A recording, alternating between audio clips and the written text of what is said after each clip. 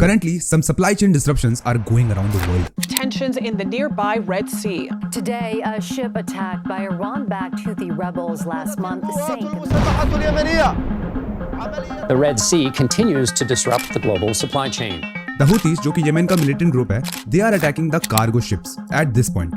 Babil Mandeb, जो choke point red सी और gulf of Aden को जोड़ता है और यूरोप और एशिया के ट्रेड रूट के बीच में पड़ता है. And in the last few months अभी तक इस मिलिटेंट ग्रुप ने 50 से ज्यादा शिप्स में अटैक किया है, resulting in millions and billions of dollars in losses. और इसीलिए अब जो शिप्स वेस्टर्न कंट्री से एशिया में आ रहे हैं, they are avoiding the shorter route of Suez Canal and coming through the longer route covering South Atlantic Ocean and the Cape of Good Hope at the south side of the African continent, जो कि Europe और India के trade route का overall distance increase कर देता है, further increasing the journey time from 19 days to 30 to 33 days. Similar situation Panama Canal में भी चल रहा है.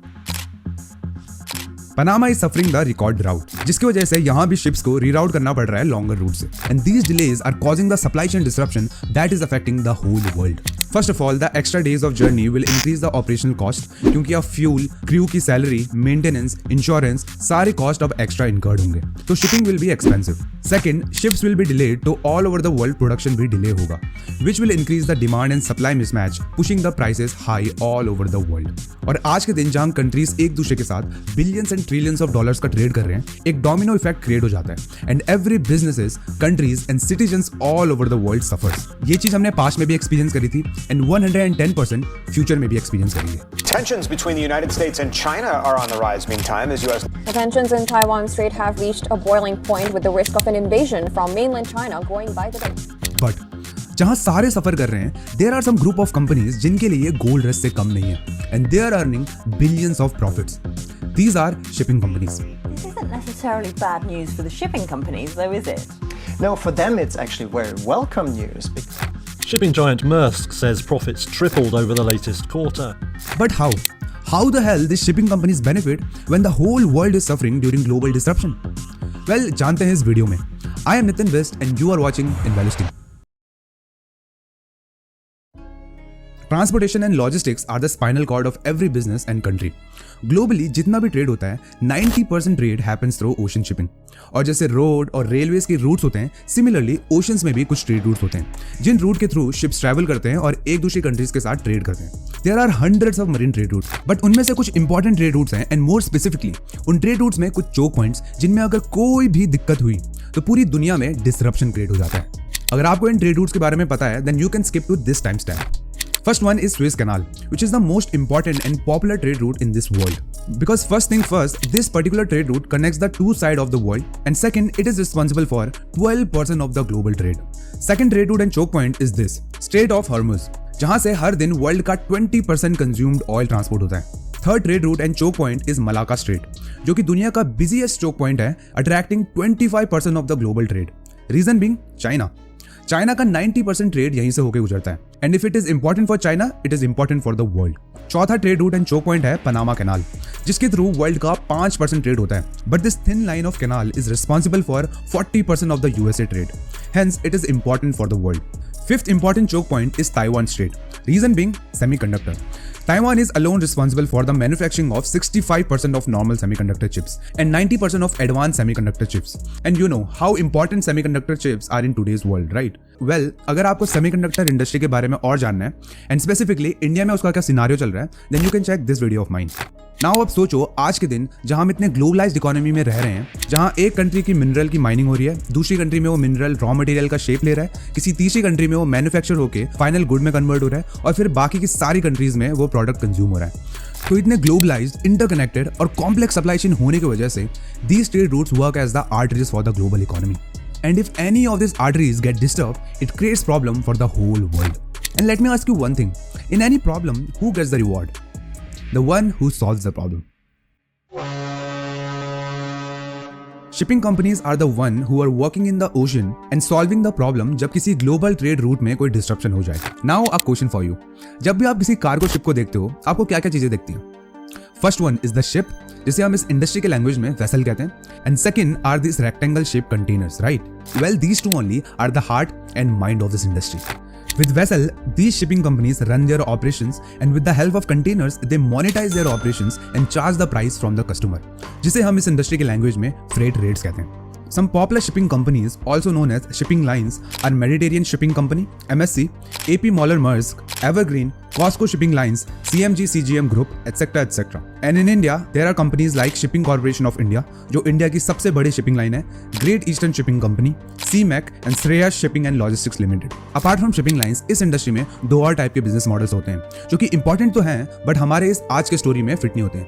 थोड़ा सा समझते हैं इनके बारे में और समझते हैं क्यों. First one is NVOCC और non vessel operating common carrier. As the name suggest, ये कंपनीज कोई वेसल ओन नहीं करते, ये बस कंटेनर्स ओन करते हैं. Then they buy spaces in the vessel of the shipping lines, और जो छोटे शिपमेंट्स होते हैं जिनको ये शिपिंग लाइंस केटर नहीं कर पाती, NVOCC उनको केटर करते हैं. इसके अलावा freight forwarder which act as travel agent और से middle man between shipping lines and customers. But the thing is they lack the pricing power because they are also dependent on these shipping lines.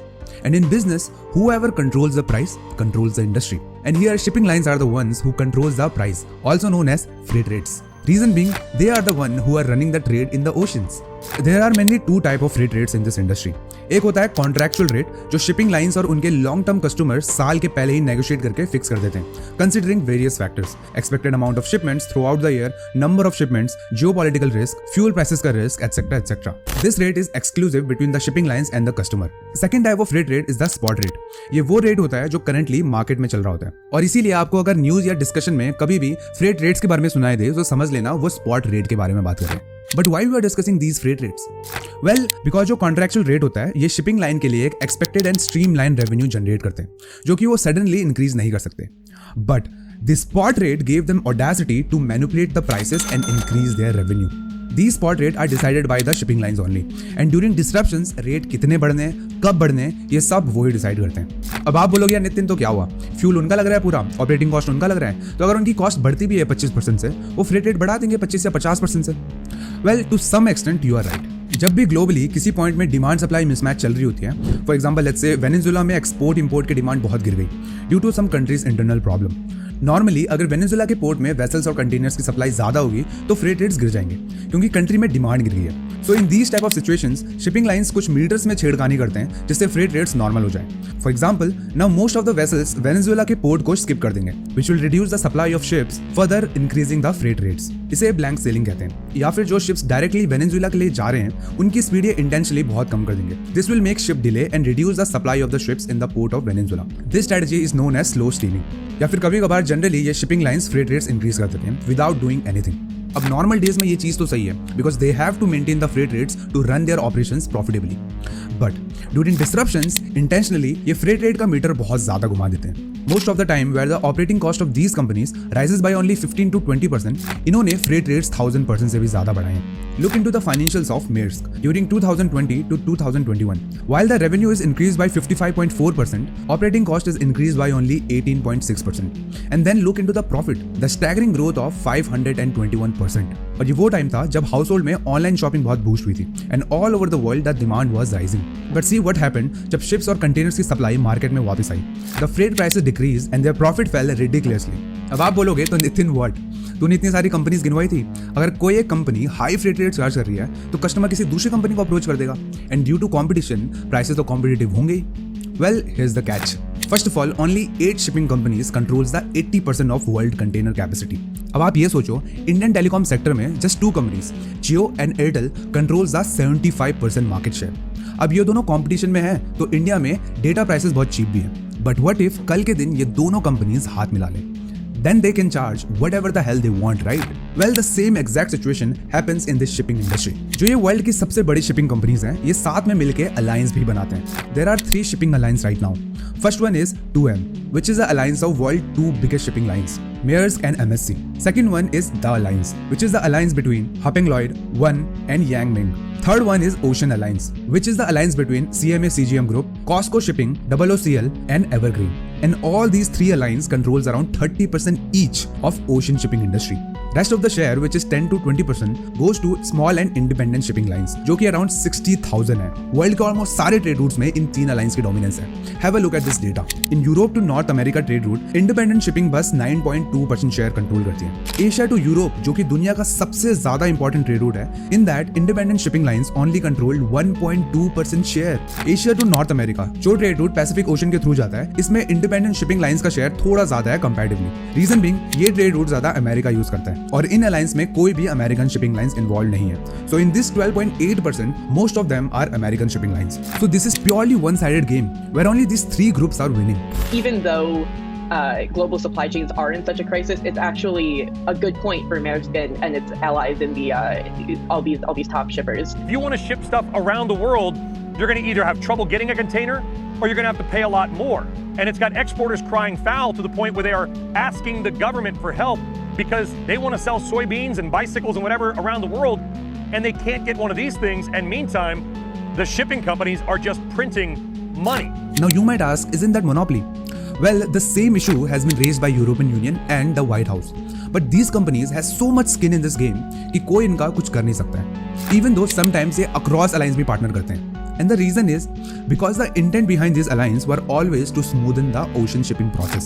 जब ये companies alliance में काम करते हैं तो इनका ऑपरेशनल कॉस्ट काफी कम हो जाता है. बिकॉज अगर किसी रूट के लिए कम कार्गो जाना है, so instead of working of multiple vessels, एक या 2 वेसल में काम हो जाएगा. डिलेज भी कम हो जाते हैं because now they don't have to worry about the return of their containers. वो अलायंस के मेंबर का कंटेनर यूज कर सकते हैं. वेसल्स की कैपेसिटी अच्छे से यूटिलाइज होती है और ट्रेड में भी फ्लेक्सिबिलिटी आती है.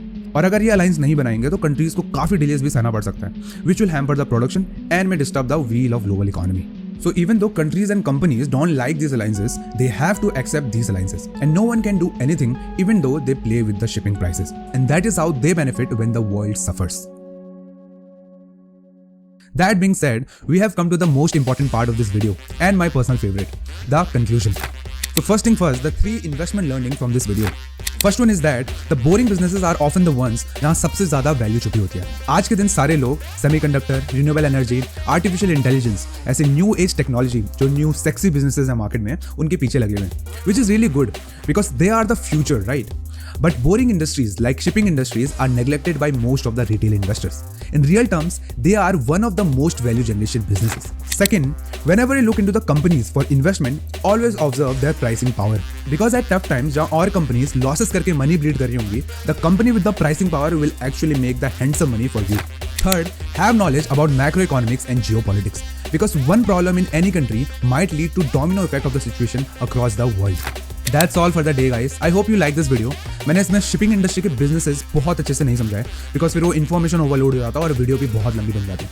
Nevertheless, I will make the video on the shipping industry's businesses in the future for sure. अगर आपको ये वीडियो अच्छी लगी then give a thumbs up to show your support. Comment your POV about this industry and subscribe to this channel अगर आपको business और investing concepts में interest है तो. We'll meet at the next video. Investing is signing off. Bye bye.